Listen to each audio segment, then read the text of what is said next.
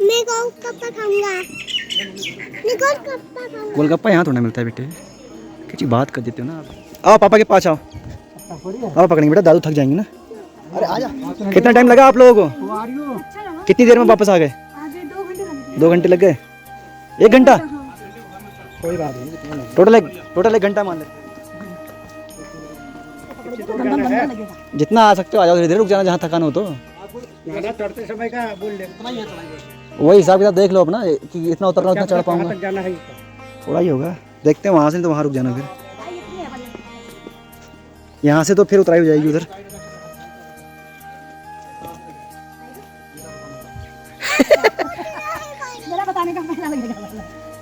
और ये गाइड तो घर का लेके आए ना, हम स्टाफ वाले हो गए।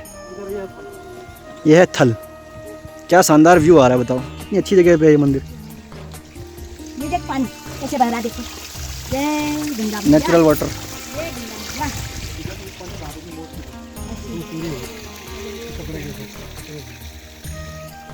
सोना होना जल्दी जागरण है तो इसका वाला है।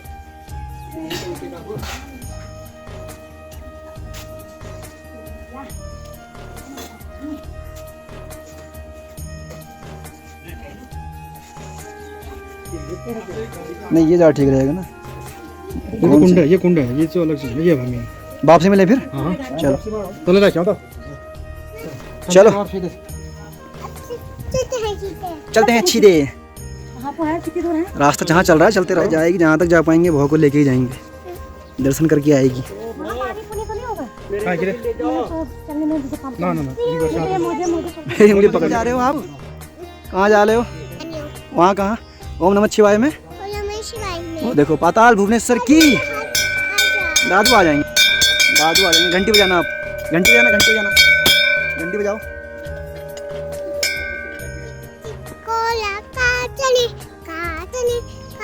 बोलो पाताल भुवनेश्वर की।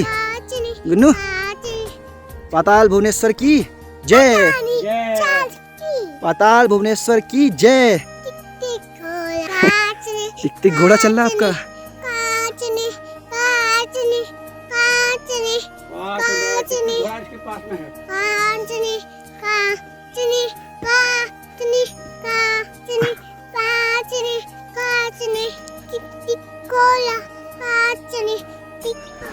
हाय friends, welcome back to my blog. और अभी तक की फुटेज देख के आप लोग समझ गए होंगे कि आज हम लोग आए हैं पाताल भुवनेश्वर मंदिर, जो कि पिथौरागढ़ ज़िले में गंगोली हाट शहर में स्थित है। और गंगोली हाट से अप्रॉक्स 14 किलोमीटर के डिस्टेंस पर ये मंदिर है। थोड़ा सा उसके बाद पैदल रास्ता है, और उस पैदल रास्ते को पार करके हम लोग पहुँच गए हैं पाताल भुवनेश्वर गुफा के मुख्य द्वार पर। बताया जाता है कि ये गुफा त्रेता युग में भी थी, द्वापर युग में भी थी, और अभी कलयुग में भी है। ये एक बहुत ही संकरी गुफा है, और इस गुफा से नीचे जाने पे लगभग 90 फीट के बाद एक धरातल सा है। तो अभी हम इस गुफा में नीचे जाएंगे, देखेंगे नीचे हमें क्या क्या मिलता है और आपको भी बताएंगे। तो इस गुफा से नीचे जाने के जैसा कि आप देख पा रहे हो, इतना पतला रास्ता है, साथ में जंजीर लगाई हुई हैं, सो दैट कि आप जंजीर को पकड़ के नीचे ईजिली जा सकें। तो आइए अब हम धीरे धीरे इस गुफा में नीचे जाना शुरू करते हैं।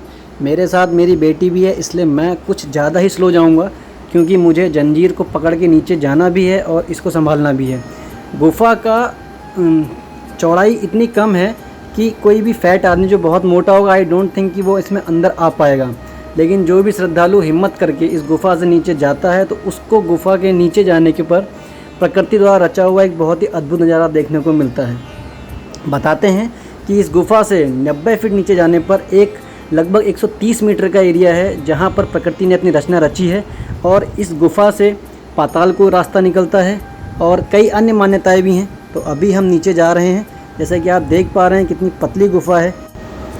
कहा जाता है कि यह गुफा त्रेता युग में राजा ऋतुपाणा ने खोजी थी, और राजा ऋतुपाणा की खोज के बाद इस गुफा को उन्होंने ऐसे ही रहने दिया, क्योंकि मान्यता ये है कि यह गुफा अपने आप में भगवान शिव की गुफा है, और इसको लोगों के दर्शन करने हेतु ऐसे ही रखा गया।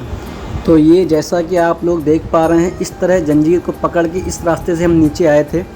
और यहाँ पर सब कुछ नेचुरल है, केवल लोगों की सुविधा के लिए जंजीर लगा दी गई है, लाइटिंग लगा दी गई, सो दैट कि लोग आराम से आ सकें और दर्शन कर सकें। 90 फीट गहरी गुफा को पार करने के बाद नीचे पहुँचने पर नीचे का नज़ारा कुछ इस तरह है। इस गुफा का वर्णन स्कंद पुराण में भी है।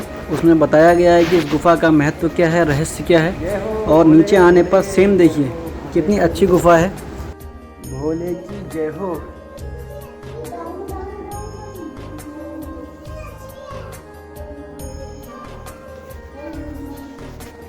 यहाँ पर बताया जाता है कि शेषनाग हैं। शेषनाग के ऊपर एक आकार ऐसा बना हुआ है जिसको पृथ्वी का आकार बोलते हैं। तो मान्यता ये भी है कि पूरी की पूरी धरती शेषनाग के सिर पे टिकी हुई है।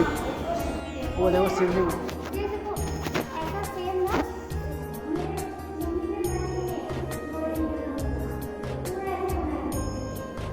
चलो आवाज़ लोगी कहाँ से आ रही है।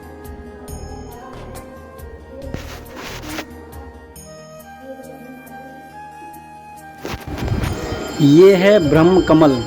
इसकी मान्यता ये है कि जब शिवजी ने गणेश जी की गर्दन को धड़ से अलग कर दिया था, तब जब गण लोग हाथी का सर लेने गए थे तो वो इसी रास्ते से गए थे। और फॉर टाइम बिंग जब तक वो हाथी की गर्दन लेके आते तब तक गणेश जी का शरीर यहाँ रखा गया था। और कंटिन्यू इस ब्रह्म कमल से अमृत टपकता रहा ताकि वो धड़ जीवित बना रहे। आगे जाने पर आपको यहाँ पर एक शिव जी का मंदिर दिखाई पड़ता है और 5 पांडवों की कुछ इस मूर्तियाँ रखी हैं। कहा जाता है कि जब पांडव वनवास पे थे तो वो यहाँ रुके थे। पाताल भुवनेश्वर गुफा के दर्शन इतना ही शूट कर पाया मैं, और जितना शूट कर पाया मैंने आपको बताया। अगर कुछ ऐसा पार्ट हो जो मैं नहीं बता पाया, आपको पता हो तो आप ज़रूर मुझे बताइए। और यही लोगों से कहूँगा कि एक बार ज़रूर जाएँ, बहुत अच्छी जगह है, बहुत अच्छा लगता है जाके। Thanks for watching, take care, जय हिंद, वंदे मातरम, जय महाकाल।